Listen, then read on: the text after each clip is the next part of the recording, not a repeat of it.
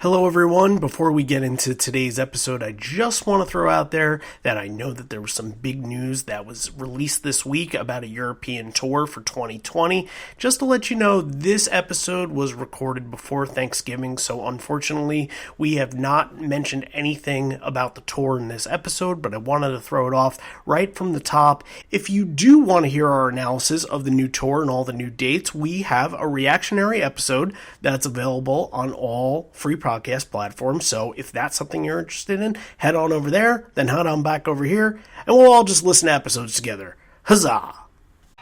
So you guys from around here?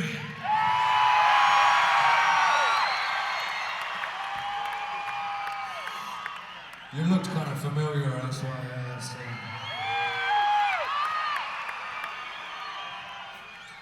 We're gonna kind of fuck around with some things tonight, you know. I mean, if you can't do it here, we're gonna do it, you know, so. And away we go. You're listening to Live on Four Legs, the live Pearl Jam podcast experience, featuring Mr. Stone Gossard.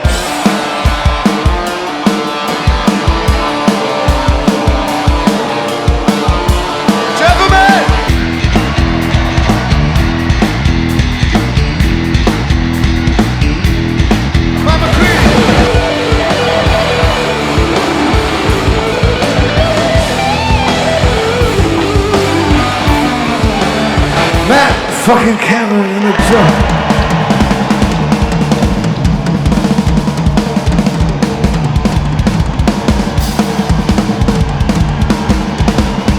Mr. Boom Gasper.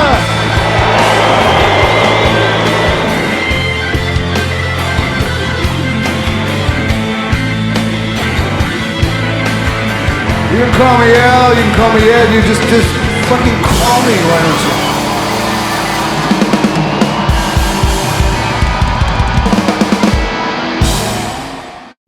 Hello everyone, welcome to Live on Four Legs, the definitive live Pearl Jam podcast. Randy Sobel here, John Farrar over there. Welcome back to the show. It's been a couple weeks. Thanks, Randy. How are you?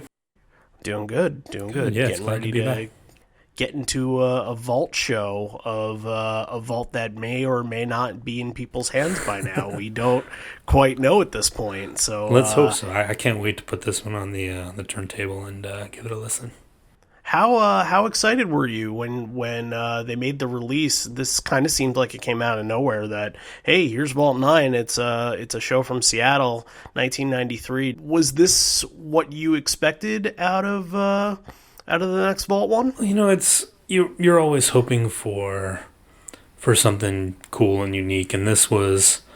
And you know, if they announced tomorrow that hey, we're releasing all of the 90 shows on vinyl Vault series. I mean, I'd take out a second mortgage and buy them all, but this is kind of cool. Like, these shows, they're not really considered among the greats. Like, you've got Atlanta 94 on this era. You've got, you know, the Slim's Cafe show, which people talk about in the debuts. You've got Vegas, which they've already done, 93, the Green River reunion shows. But, you know, these shows, this was kind of their triumphant return to Seattle after a great year. Like, 1993 was arguably the biggest year in the history of this band, where they kind of broke through and became the biggest band in the world with the release of Versus and the touring.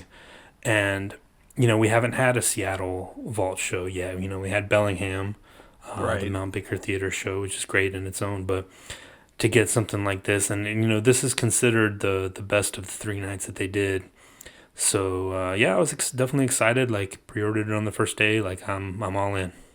Is there anything that was on like your wish list specifically, either an era or just a certain show that you were like, you definitely think that they should have released it?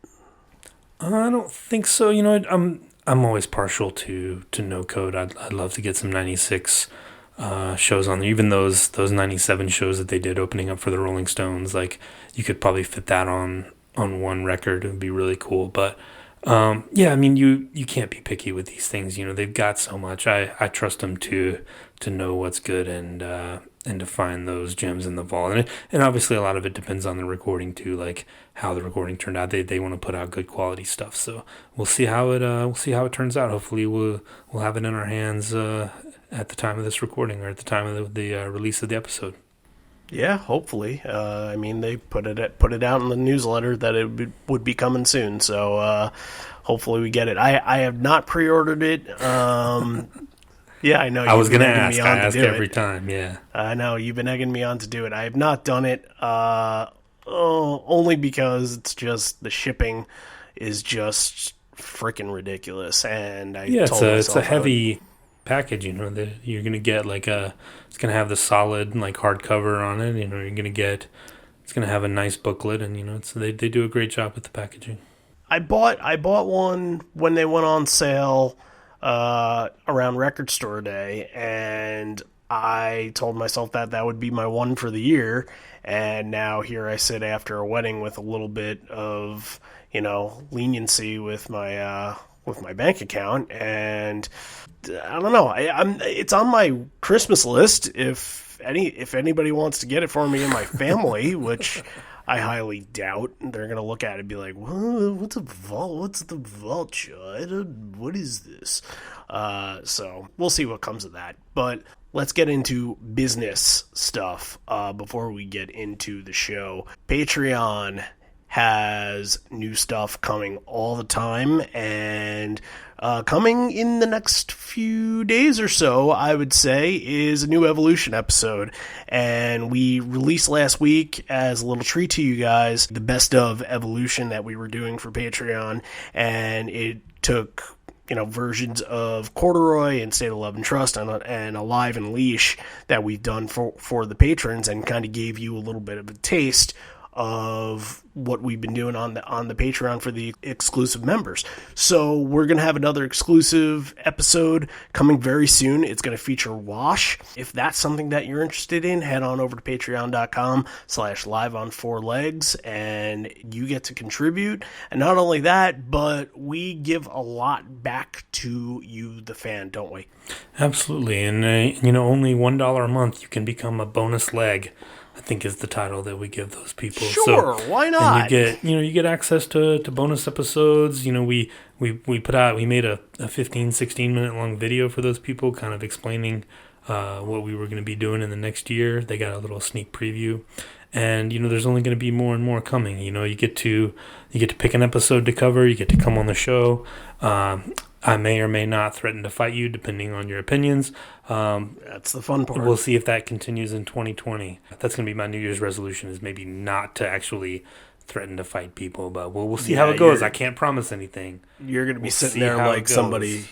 Yeah, you're going to be sitting there like somebody who just quit smoking, like begging for a cigarette, like, somebody's like, hey, you know what? In my tree is just kind of take it or leave it for me, and you're going to flip your lid. I'll work it down to like arm wrestling. I'll threaten to arm wrestle people or something.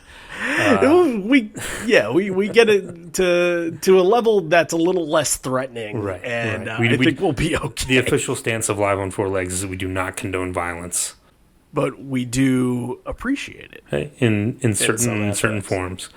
And thanks to all the people that have been donating. We had a few new ones last month, and we're so grateful. And the reason we just made everything for $1 is we want people to get access to these things that we're doing. We want you to be able to go in there and get those exclusive episodes and help support the show and get all that bonus content, because we're really proud of it, and we really think it holds up, and it adds a lot to the podcast experience, as they say. Yeah. And the more people that do it, the more onus that puts on us to, like, the more we want to do for you. You know, if 100 people decide to join Patreon for $1 each, that puts on us like, whoa, we gotta end up doing a lot more. So the more people join in, the more we're gonna feel responsible to provide more content. So it's a mutually beneficial relationship, as they say.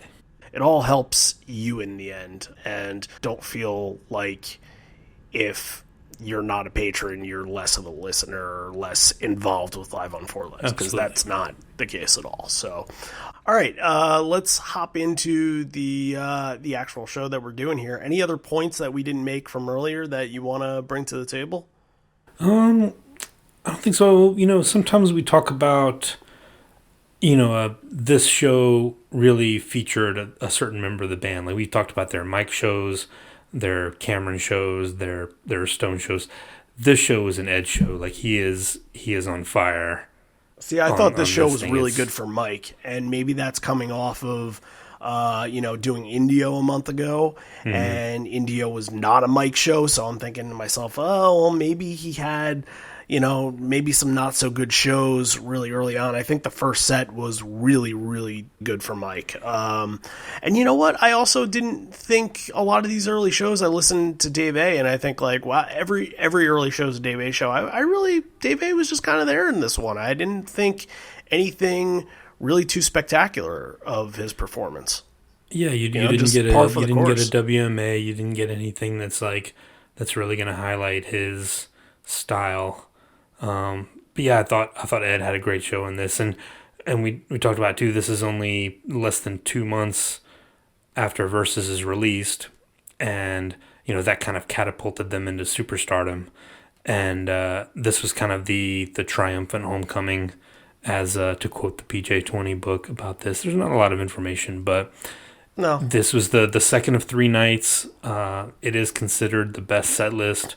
I think it's the longest show of those 3. Just the fact that they were already moving into Vitalogy songs and, looking forward to see, what's next. And they weren't being complacent. They could have toured Versus for 2 years. I think U2's album, Octoon Baby, came out in 91, and they probably toured that for 2 years, right? But Pearl Jam isn't like that. They decided to, and I go back to the Rockline radio program that they were on the night that Versus was released. There was a fan that called up and asked, are you going to be making any videos for Versus? What's the plan? And Eddie got on and kind of dismissed it and was like, our focus is on music right now, and I think that's probably a good thing for everyone. And they knew what they had, and they wanted to capitalize and make as much music as possible during this time. I think and we reap the benefits of it still. Absolutely. Let's jump in. Release opens up the show. From the early onset, now we're listening to this as a bootleg and not on the Vault vinyl recording press. What we're doing here is sort of what you can expect with setlist, and instead of what can you expect with the sound. So the boot that you were able to get here is actually pretty good. I think the crowd is a little bit loud in it, so I'm expecting the Vault to at least have a little bit more of a died down crowd. But you can probably expect a better mix. The bass, the guitars will be a little better, in the mix and everything. And it being a hometown show, they had access to all of their equipment that they bought with all the proceeds from Versus. Right. That probably helped. And I don't think this. I think this is an audience recording, not a soundboard. So I'm sure they have a master soundboard copy that they went for. So yeah, I'm looking forward to it. It should sound great. Yeah, absolutely. Starts out here with Release, and look, I think early versions of Release have a tendency to bring a little bit of intensity to it, and this one, it felt more, and I'm going to say this a little bit for the first set, it felt more mature. It felt like they were kind of digging into their souls a little bit for some of these songs, and they weren't going too wild and too crazy, and it wasn't the ideal 1993 style. It was more of a mature sound for them. It sounded really polished.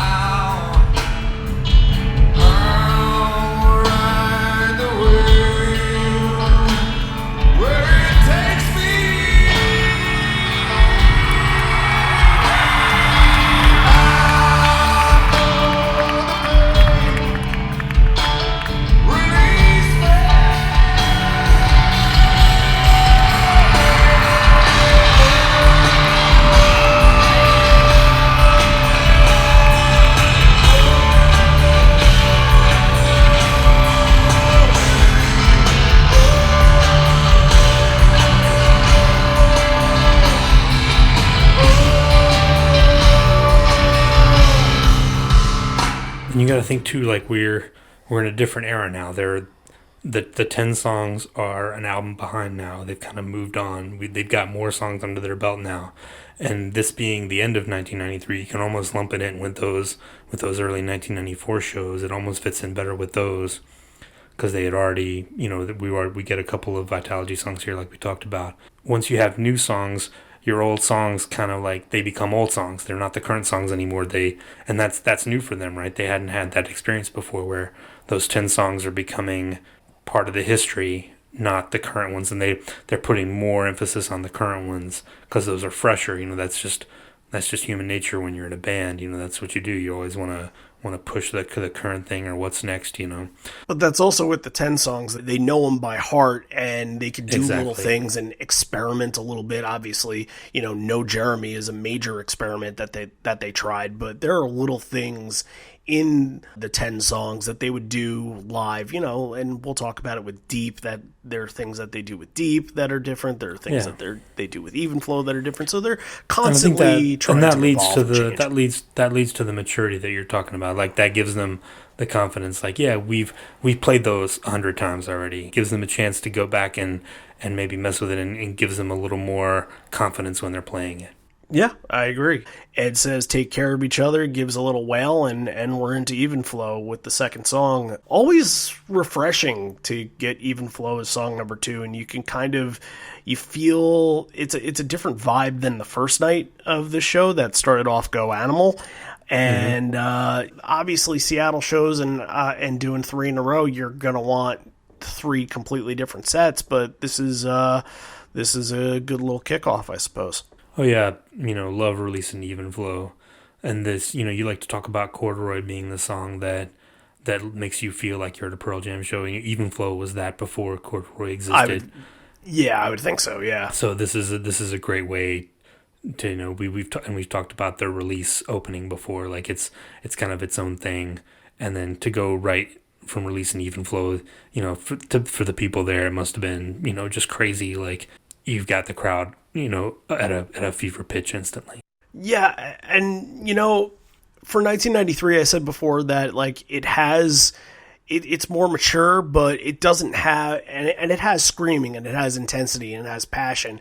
I'm not saying it doesn't have a lot of those things, but it feels really honed in. It doesn't feel like it's too wild, and maybe again, relating it to Indio a little bit is not the best idea, but it's more performance. Like, they're really into the performance in this, and it's not sloppy at all, especially in this first set. And you listen to the final chorus of Even Flow, and man, that just sounds incredible.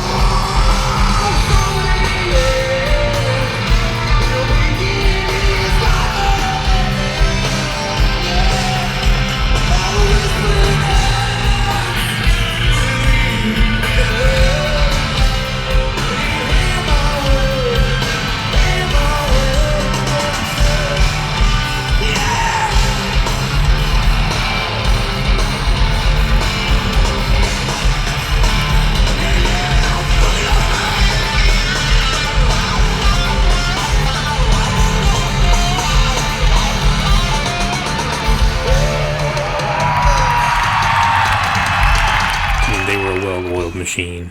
We say it all the time with shows from this era. Like, they were firing on all cylinders. They knew what each other were doing. They could run through this with no problems at all.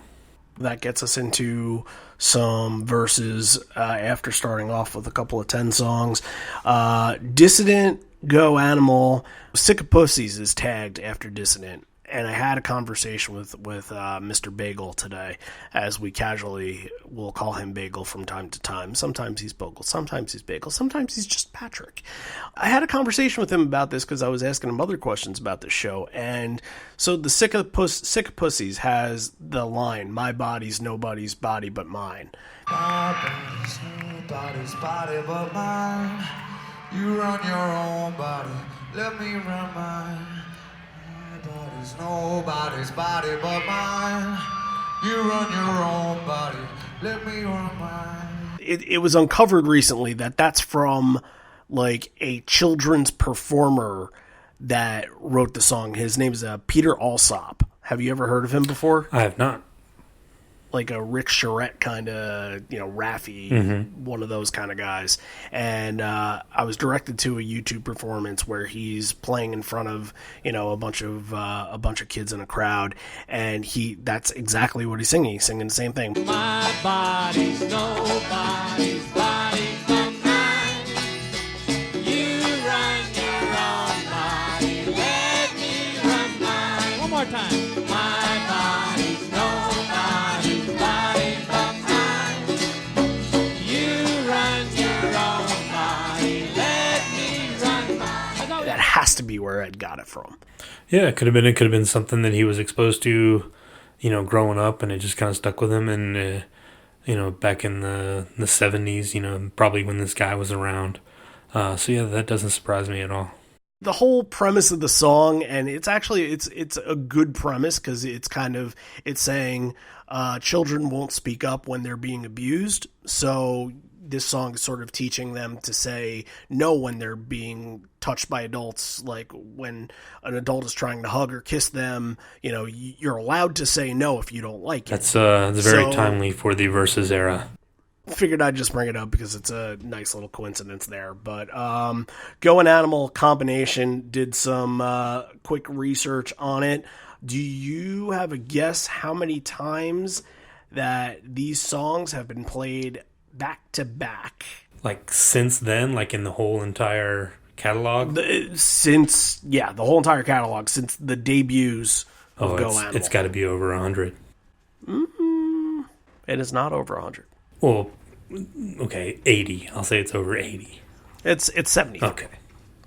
So yeah, it's yeah. Close This to was. there, I mean, they flow so well together. Like I'm not surprised. I'm actually surprised it's not more. Like I said, like I would have expected more. But yeah, they're like peanut butter and jelly. They go great together. Right. Even in '93, you have this happened 31 times. So that's a huge percent of it. It's more than half of the shows that year.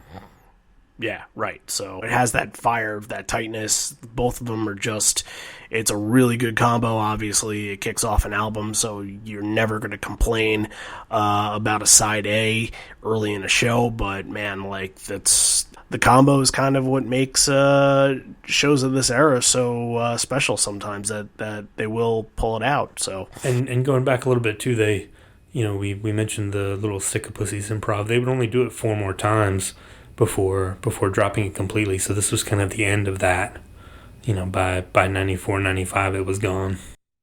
Right. Yeah, there are a lot of things from this era that it stuck around in 93, but you wouldn't see it in 94. Things would be around in 94, you wouldn't see it in 95, and then, onward and so on. And then, probably around 2003, if things happened and were trends, they kind of stuck around as much as they could, or at least reared their head back in. So, interesting time, because they're definitely evolving and growing and changing as a band at this time. So, after the 3 verses, it seems like we're going 210, 3 verses, 310. So we're to the Jeremy Deep and Why Go combo. Really, look, this is a great section. I think that Jeremy, what do you think when they do Jeremy and they kind of leave off the first chorus? I like, and that's what I'm saying with songs from 10, that they can kind of experiment a little bit and change up the vibe sometimes.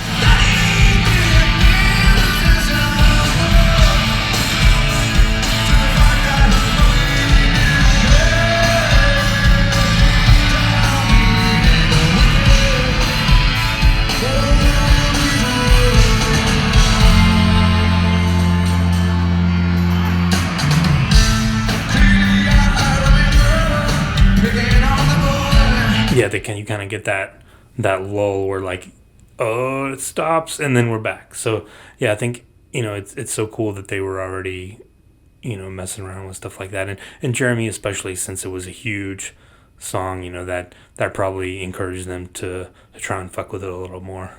Deep is another one that I think we mentioned in the Indio show, that you get the shaking of the mic in the last little verse there, Oh, yeah, and then it's it gets Yeah, and then you get that kind of descent into madness with Dave A just having his insane moment on the drums there.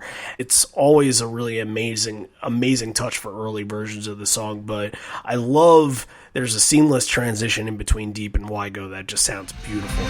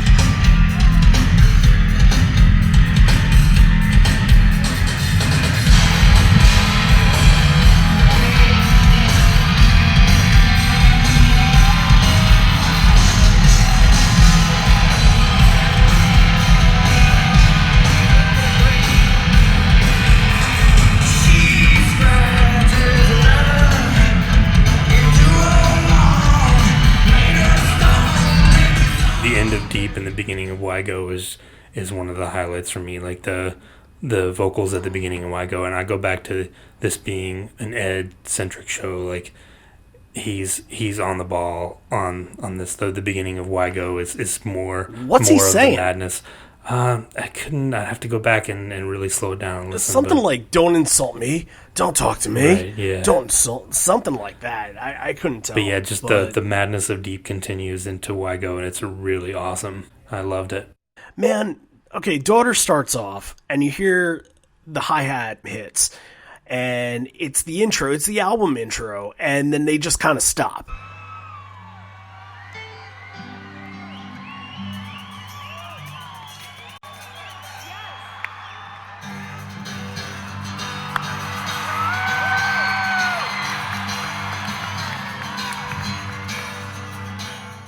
Immediately made me realize that you don't get that intro on the live performance of it ever.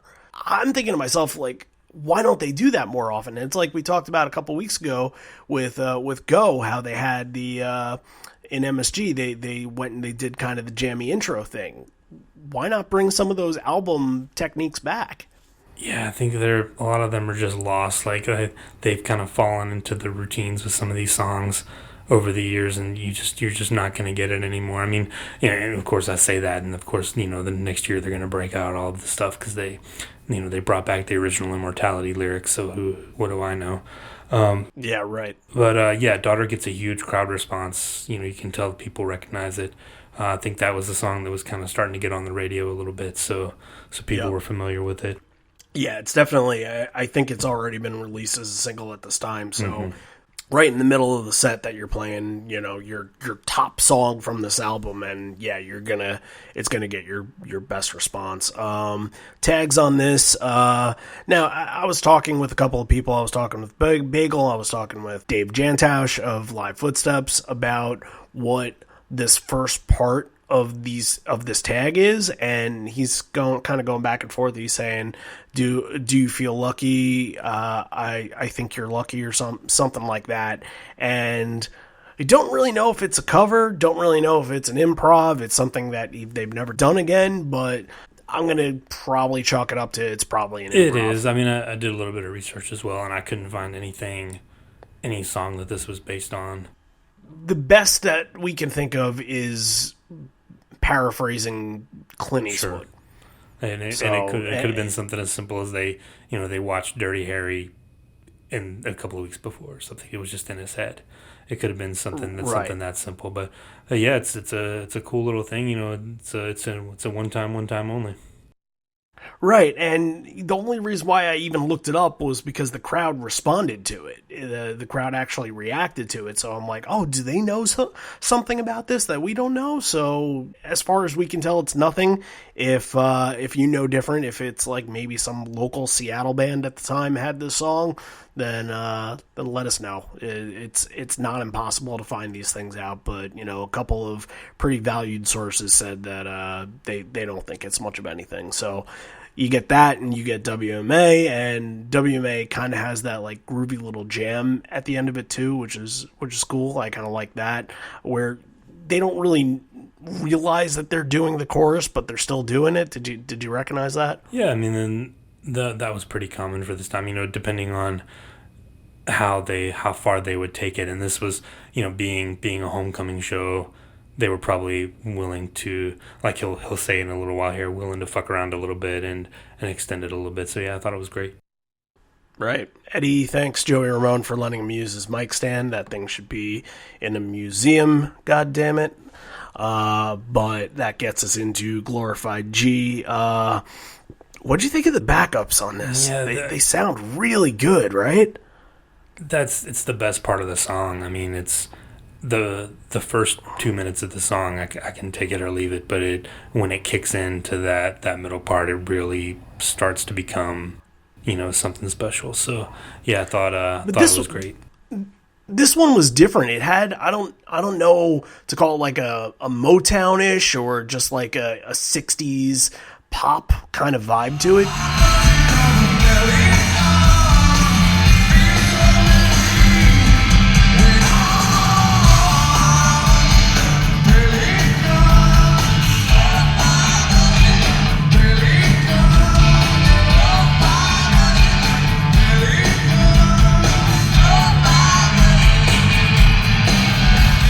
Feels a little bit more specialized than just Stone kind of just going like it's. Wait, what was that again? Nah, you only get one. Of a pelican. Exactly. Yeah, I mean, Glorified G is probably in my bottom 10 Pearl Jam songs, so I don't love it. It's just kind of it's not for me. This is not for you. Yep. Fuck you. I like Glorified G. Still chasing it, so is a differing opinion. All right, here's something that probably they decided was a major factor in releasing this as a vault. It's Ed. Ed is kind of bantering with the crowd a little bit and said this is where they said that they're going to fuck around with things tonight.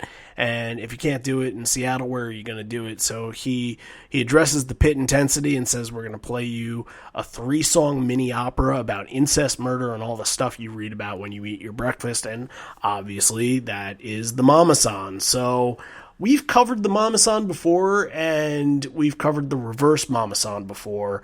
And, it's both been very recent, so it's kind of fresh in our heads. So when I'm thinking, oh, really, we're doing the Mamasan again?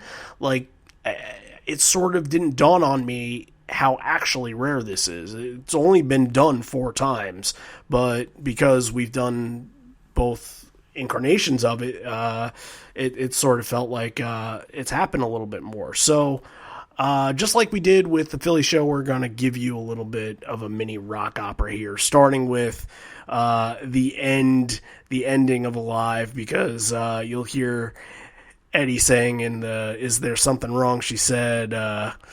That is a fun little part. So we'll start with that, and then we'll give you all 3, and we'll talk about it. There's something wrong, she said.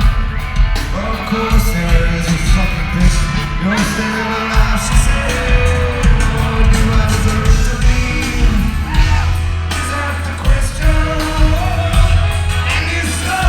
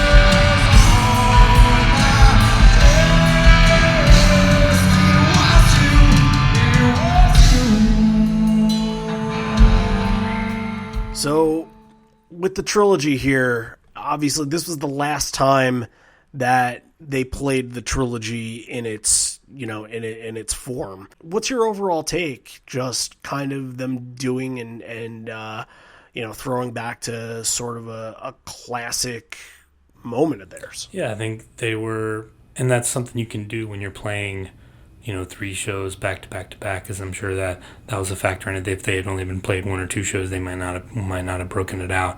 But it's kind of a nod to their history, I think, in the city, and Footsteps being, originally Times of Trouble, Temple of the Dog, kind of a nod to that as well. But yeah, I thought it was really cool for them to do it, especially it fits perfectly late in the first set. And I thought, yeah, it's just really cool. I mean, to have been there, to have him explain it like that, I'm sure a lot of people in the crowd knew. But still, yeah, I thought it was really special. And, you get a little bit of the misogyny in Alive, which you would definitely not get in 2018, 2019. Nope.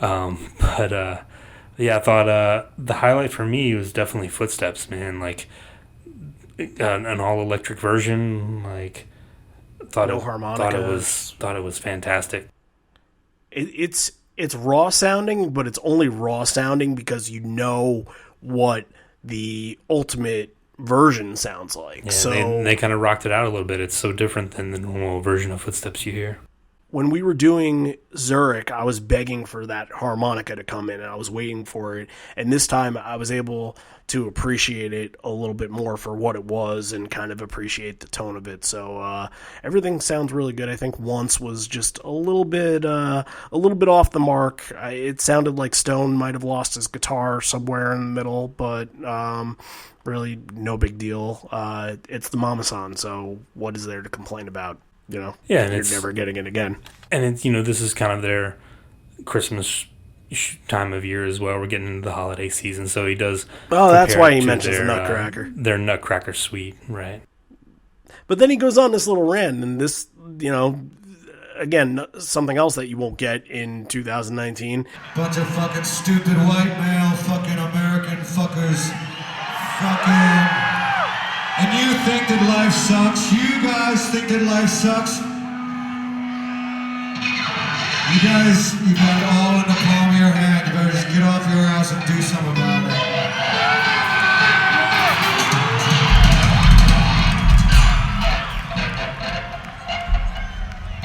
Fuck me! Fuck me! Fuck me!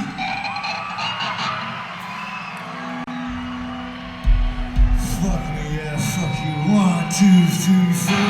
What the fuck is this world? What did you do? Leave a message on his side. Put any voice on last night. Did not feel this world. Did not time by you. What you hear me? What you hear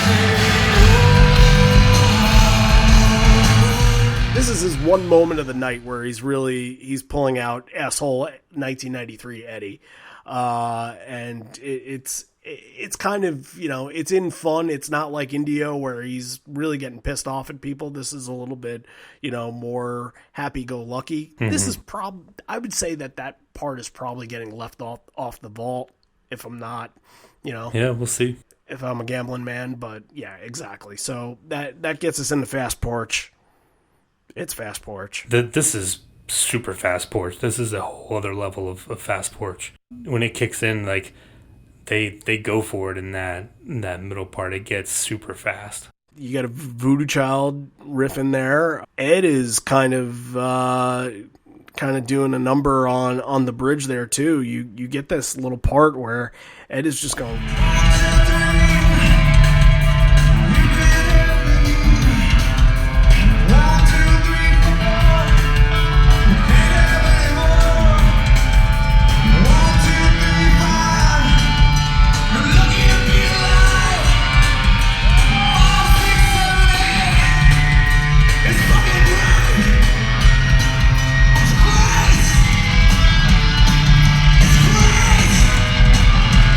Let's see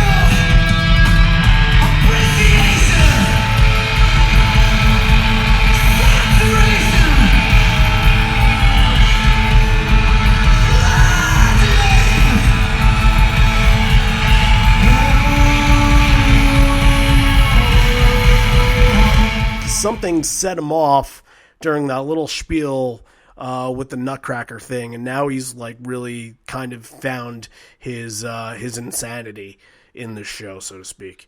Oh yeah, he was definitely known for being a little unhinged during these shows, and you can understand it too. I mean, you get caught up in the music and the aggressive songs they're playing, the way they're playing it.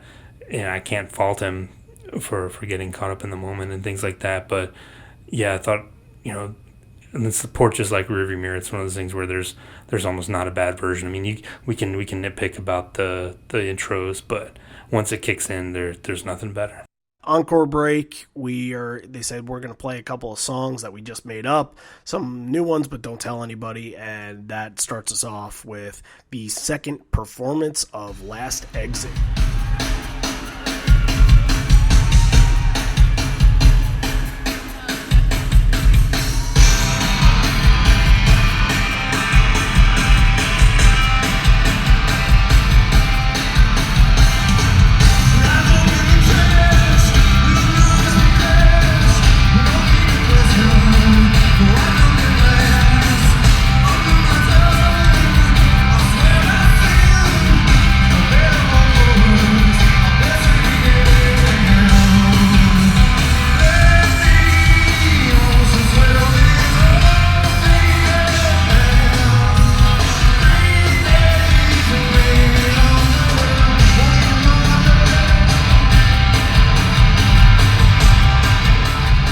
So they debuted it early in November, New Orleans, I believe, and it sounds pretty tight for being pretty fresh like this. I always equate the drums to having a very Jack Irons style, but obviously Dave wrote the song, but Jack Irons really perfected it in his time with the band.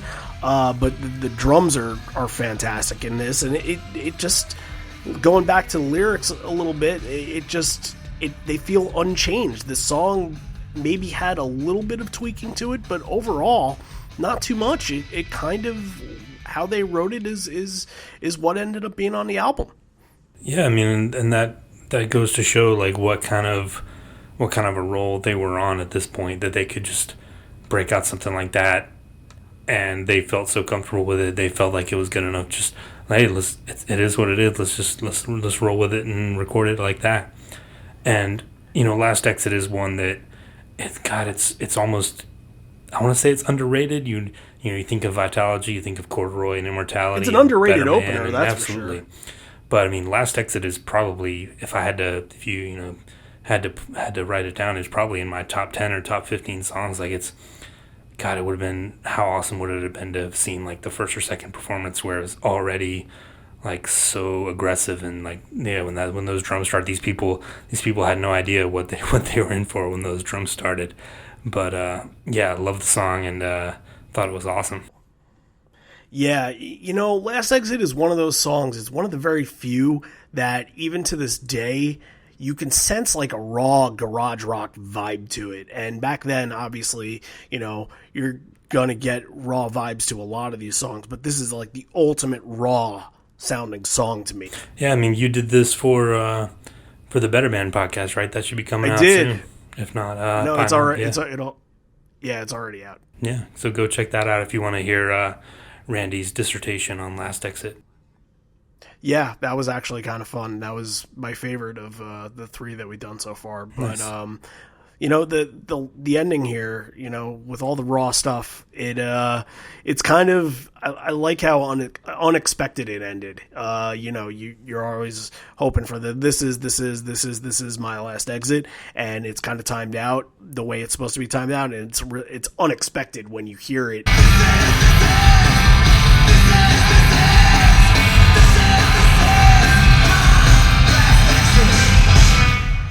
That was the one thing that they really needed to tweak with this, and they had a song. So, and it's cool that it was one of the first ones, for Vitalogy to appear. Better Man had been around. Everybody knows the story. Had been around for a long time, and it finally started appearing in 93, 94. But for them to come up with Last Exit, and then the next one coming up to be one of the first from Vitalogy written. Whipping had been around.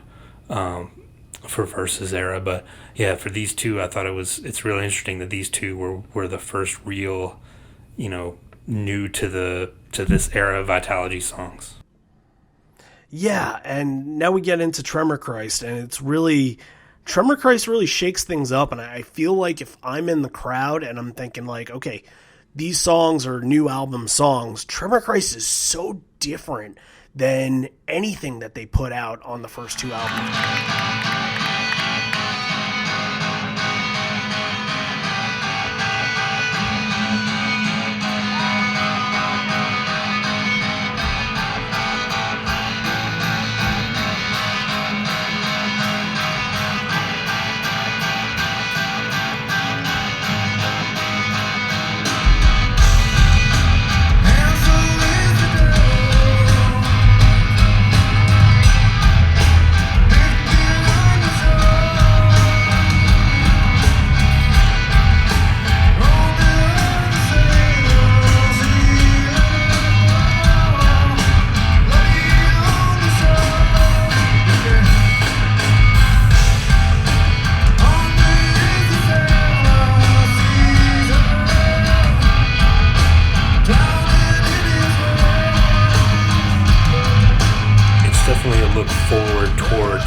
Like the no code era, the mirror ball, Merkin ball era that we got in 95 and 96. It's not a song that would have fit on 10 or Versus. In a weird way, it could have fit on like a binaural or something like that. Sure. Because it just has that just sort of offbeat sort of vibe to it. But this here, while Last Exit is sounds like they have it figured out, Tremor Christ is just a little... It needs some polishing at this point before, when you're comparing the album version and this version. This is a little bit faster than what it turned into, and it's very raw opposed to Last Exit, which just has kind of a natural raw identity to it. You got to think too.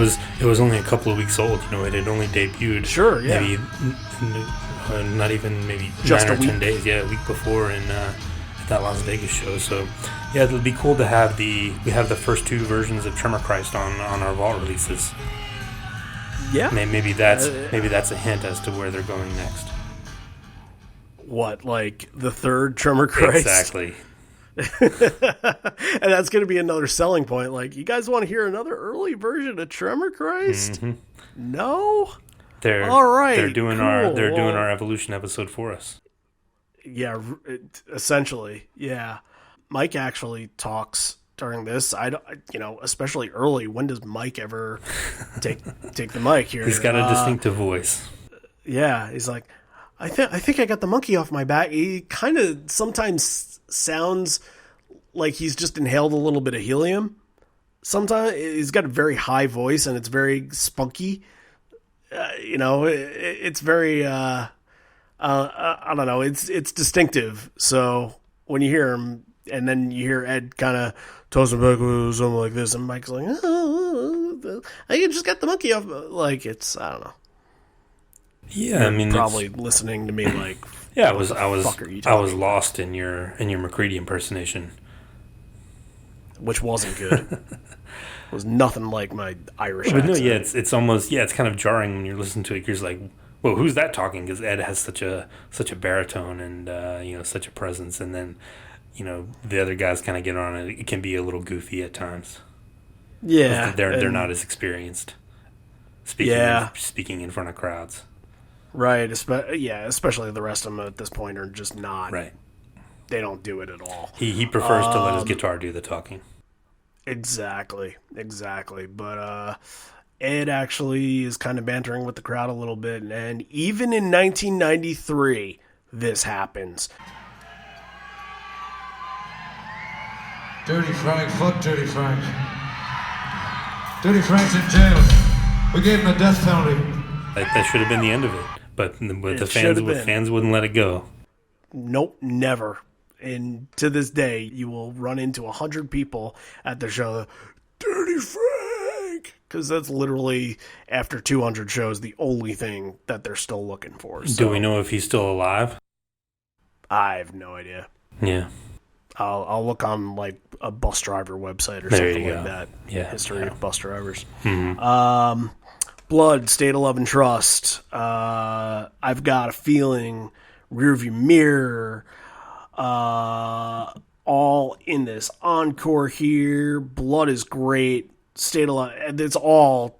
Everything is fantastic. Yeah, I mean, Blood's a great way to get out of those new songs, because the crowd doesn't know those two songs, Last Text and Tremor Cry. So they're, you get I'm sure they got some blank stares and like people are nodding their heads, but nobody's singing along. So you kind of lose a little bit of momentum. And Blood is a great way to just punch them in the face again and get everybody right back into it. Sure. Yeah, I fully agree with that. The one thing that I will say about the encore is that it is a lot more raw sounding and what I expected 1993 to sound like. I thought the first set was really polished and really well put together, just from the standpoint of just the performance-wise. And the encore to me was just, it sounded like, okay, well, they've now had a little bit more to drink and they've sort of settled in a little bit. And, some of it is a little sloppy in places. And sloppy is maybe not the right word to use because sloppy can still sound good, as we heard in India. And I'm sure the wine had kicked in by now, so that's things get a little loose. Yeah, it's loose. It's certainly loose by this point. I think I was just stunned by how tight the first set was, and then you get into a little bit of this vibe, and you're sort of like, okay, this is what I expected from 1993. So really, it's with I've Got a Feeling. The reason why they did it. He says it's a special day. Go home, look it up. It's actually the date of John Lennon's death, which I think is 39-year anniversary this year, 1980. Right, yeah, it was 1980. They did that too in Atlanta. He goes, after WMA, he goes, go back and look in your history books as to why it was important. We talked about that in that episode too. So he's definitely dialed into the history. And this was, and you think about I Got a Feeling, they've only played it 5 times since then. Yeah, and the one time I saw it, I missed it. So I got it at Wrigley in 2016. But one time, that they played it in Boston in 1994, and then 10 years off, played it once in 2004 in Boston again, and then it didn't appear again until 2016. So yeah, definitely a rare one at that point. After it got played a lot in 1991 and 1992. This is an interesting version because Ed is, again, they're very loose, and during the whole I don't know what Paul's singing during this part, but that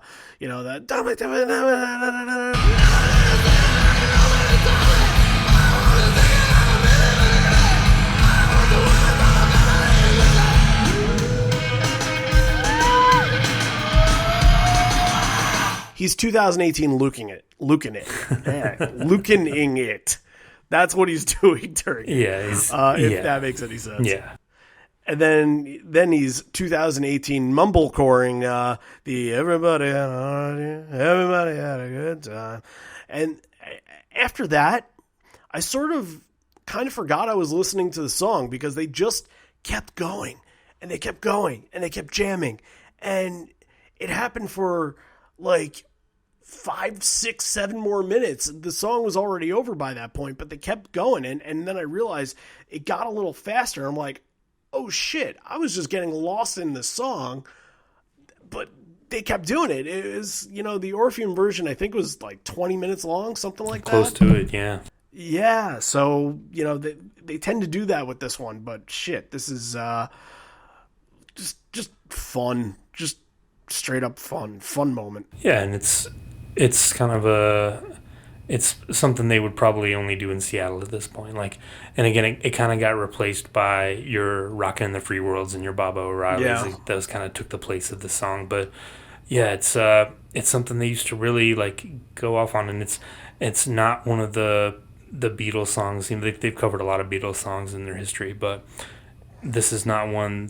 It's not the most famous Beatles song, but it's a cool one that they picked out to kind of jam out on a little bit. I think it fits them. Yeah, I think definitely. It fits their personality. Definitely. I think and it's the choices of Beatles songs that they do choose, you know, obviously a lot of them are very Eddie-centric. You know, You Gotta Hide Your Love Away and Rain, they've done a bunch of times, I don't want to say Imagine because it's not technically a Beatles song, but that's when it comes to Beatles, that's the extent. They've teased Help a little bit in the last couple of years, but all right, ending the set is Rearview Mirror. It's a good transition between the jam. I really like how it sounds. It sounds like the crowd would be kind of bouncing at a frantic pace. This is one of the ones that I would really love to see some video of. Oh, absolutely. But it's not the strongest vocal performance of Ed's of this show. It just seems like, again, they're just a little loose with this version, and it's more of a 1993 show than the main set felt like a really tight show. Yeah, I feel like I'd like to see a scan of the set list to see if I Got a Feeling was originally supposed to end it, and then they maybe added on Rearview Mirror. Because by coming off that 10-minute jam, you know, I'm sure a lot of people thought that was going to be it. Because I Got a Feeling used to close a lot of shows in 91 and 92. But for them to come out and bust out Rearview Mirror after that is, again, just the crowd must have been going nuts. Yeah, and after that, they're not done. They go out, and Ed's actually saying, "Do you want to stick around for another one?" And he's like, "We can't figure out what to play. Just yell something." And immediately you hear people screaming for Rats. So is Rats like the rare song? Like, did they have the stat tracker app back then? People were looking, trying chasing the stats already. They pulled it out on Deborah's notepad in her journal. Exactly. I would think that Rats would be the one that's the rarest of the bunch. Probably. Yeah, definitely. How the hell are you keeping track of these things at the time? The band's probably not. Yeah, I mean, this is a Seattle crowd. They know their stuff. The zines, right? Right. That's probably as close as they get. Yeah. Like, you know, people from all over sending in, you know, snail mail of set lists and shit like that. You know, that's probably where it's getting published. Well, yeah, that's probably stuff. There used to be things called telephones where you would actually have to pick up and actually dial a number, and you could talk to people on the other end, and you could talk to them about whatever you wanted to talk about, like what songs Pearl Jam played, anything you wanted to. All right, let's finish this off. Rockin' in the Free World. It's anything on it. It's just like a little slower than how we hear now. It's not but they're changing tempo in it. It's not the VMA version, which is, you know, amazing, which would have been a few months before. But yeah, that was great way to end the set. Again, something they would kind of a changing of the guard, going from I Got a Feeling to Rockin' in the Free World, where you kind of like Rockin' in the Free World would become the standard going forward. Yeah, that maybe this show is the transition into that era of the band. All right, so give us your top 3 favorite moments from the show. All right, my number 3, I'm gonna say Last Exit, for it to be that, like you talked about, for it to be that polished this early on. I thought it was fantastic. Like, I would have loved to have heard it, even if I had no idea what it was. I would have immediately gone back and been like, what was that new song that they played? Because that was fucking amazing. Right. My number 2 is the end of Deep going into Why Go. Like I talked about that end of Deep where it just kind of falls apart, and then in Why Go, the beginning where he's still kind of feeling it, and it was definitely a cool moment. And my number 1, like I talked about, Footsteps, just one of the coolest versions of Footsteps. I think all electric. They rocked it out. Something you're not gonna get anymore at this point. So that's my number 1. Yeah. All right. I'll go number 3. I really loved the vocal parts on Glorified G. Specifically in this one, is just, it feels so much more polished, and it feels like it's something instead of just Stone sitting on a microphone. I'm gonna insert the clip of him a couple years later going, glorified version of I Hate This Song. Glorified version of You Hate This Song. Number 2, do I have to pick out of one? I just said getting early versions of both Tremor Christ and Last Exit. I picked. You have to pick. All right, Last Exit. Yeah, there you Last go. Exit was better. Yeah, it was. That's, yeah. Number one is I Got a Feeling, because it Oh, yeah. just got lost in it, and Interesting. just the jam was able to, and even all the mumbling stuff, and even Ed just kind of losing himself during the song is just, it's all fun, and this song specifically reminds me of very early Pearl Jam, and I love whenever we're able to touch up on it. I love doing it, so good stuff. Yeah, it's kind of them saying goodbye to that 91, 92 era, and from this point forward, after this is kind of the end of the tour. It's interesting. They were supposed to play that Live and Loud MTV thing the next week, Right. But Ed got sick and they had to cancel. And then Yeah, you get that Nirvana crazy, took over, you right? get that crazy Nirvana performance. It's just unbelievable. Yeah. And then 1994, like everything changes, right? This is kind of the end, almost, of the Versus era, Pretty much. which didn't really. It's weird to say because Versus had only come out a few months before, but Right. once they start touring again in March of '94, you were starting to get your Corduroys and Not For Yous and things like that debuting, and the set lists were already starting People to were- move that way. Right. 1994, people were really starting to look ahead, and I think people were more sad. They started doing the radio stuff and the Monkey Wrench stuff, so people were waiting for things like Atlanta 94 to happen and recording them and getting stuff like Satan's Yeah, Bed the Saturday Night Live in '94, that was a huge Sure. thing. Yeah, Yeah. absolutely. So there's other things that are happening, and Versus quickly gets put on the back burner. So with that being said, what are you going to rate this? I can't give it less than a 9.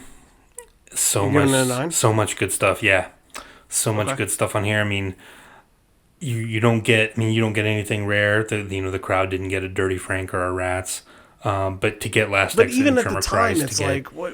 It's But, rare doesn't mean anything. right. But so many cool versions of songs. Ed's on fire the whole show. I'm tempted to give it higher, but I'll stick with a 9. Okay. I think that my ultimate decision was based off of how the encore sounded, and if the whole show sounded like the encore sounded, I would have given it an 8 straight up. But my rating for the first set going into the encore, I was hovering 9, and then once I heard the encore, I'm like, I really wanted them to pick up where they left off, and it went back to having that loose sounding vibe, which is not bad, but Sure. I really enjoyed having a very tight version of a 1993 show, and I wish I could give it a 9, because I feel like the main set is a 9. Sure, I can split the difference with that. I can give this an 8.5. I have no problem doing that. All right. Yeah, I'll give it the benefit of the doubt. I was gonna give it an 8, but I feel like if I'm gonna give the main set a 9 and I'm gonna give the encore an 8, then why am I gonna lose a point just for something stupid? Yeah, I like think that? So, for me, once I get the record in my hands, I'm definitely gonna be Oh, it's we should definitely gonna do- go into the rotation. Like this is one I'm gonna be putting on. we should often. follow up. We should do a follow-up episode, Yeah. maybe a Patreon exclusive or Sure. something after this. Sure. There'll be a lot of changes, a lot of things that we'll hear more distinct and specific, and the drums will sound a little bit better, and Mike will sound better, and then we can talk about what they left off and all that. So Yeah, I think that's a great idea. yeah. All right. Patreon.com/live on 4legs. Yep. We will have another Evolution episode up very soon.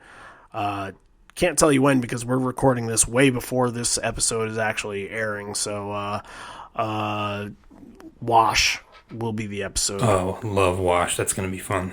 Yeah, we haven't really dug into like a rare song, like a B-side deep cut. So that'll be interesting how we handle that. Yeah, it'd be fun.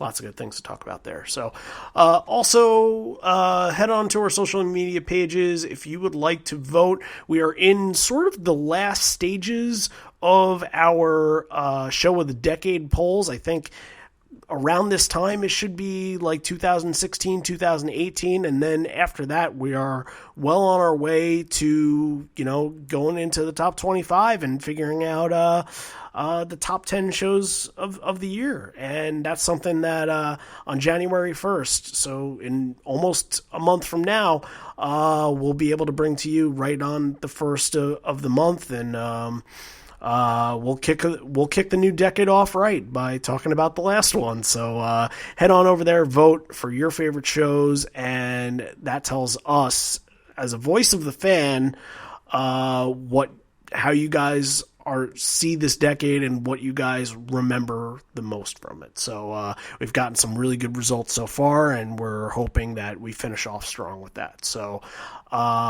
anything else? Happy holidays, everyone. It's coming up quick. This year's flown by. We did not get a Pearl Jam show. Again, I've said before, this is the first year since the band started that there's not been an appearance of the band. Even in like 2017, they did the Rock and Roll Hall of Fame, so that counts. Right. But, we'll see what the future holds. And look forward to a big 2020, both for the podcast and the band. Absolutely. And next week we are it's sort of our season finale in a way, but because it'll be the last actual show that we cover of the year. So in a way it'll be our season finale, and then we'll do something fun for the last actual episode of 2019. But we're finishing off our MSG series. It's come to a close with Night 2 2016. We have some surprises in store, hopefully, so I think you guys will enjoy that. And again, the MSG shows have just been a pleasure to do, and sad it's coming to a close, but that also will end our East Coast bias, our New York bias. We swear. It's over. It's done. We're moving on to other stuff. Yeah, now. I mean, in 2020, Far I away think from we can probably say by now we're going to be doing an Around the World series, so we're going to have an international bias. All around the world, we can make time. In California. California. Right? Send your emails to liveonfourlegspodcast@gmail.com with your comments on what that was. Because I got nothing. Just don't. What you can send us is if you are, from a New Zealand or a Portugal or Finland, Denmark. And again, too, like Australia, they played there a bunch of times. Send us what you think are the best ones. Sure, yeah. Look, we are very open like to our this. friend Aurelian in France. Send us the best France show. People in the UK, send us what you think are the best UK shows to cover. We want to hear from those. Canada. They played Canada a bunch of times, but we want to pick out the ones that you want to hear us talk about. Philippines, Manila, one of those, Taipei. Yeah, definitely. We got a lot of those shows that we can really touch up on. I think we're going to hit a lot of interesting eras in the band, and something fun that we'll get to talk about is the 1995 video that you showed me. Oh yeah, the one that was super secret thing. The movie, quote unquote. Yeah. Right. So we can talk about that when we do we're going to do one of those South Pacific shows from 1995. So maybe we'll do that's a Patreon episode too. Maybe we'll do a little commentary on that movie. That would be cool. Yeah. Hey, again, you head on over to Patreon. We'll do more. So, yeah. All right, that's it for this episode. This may be the end. We're here, but not for much longer. And although we may be parting ways, I miss you already, and I miss you always. For Randy and John and the Vault number 9 that we handled today, we are done with this one. We'll see you for the next one. Spin the black circle.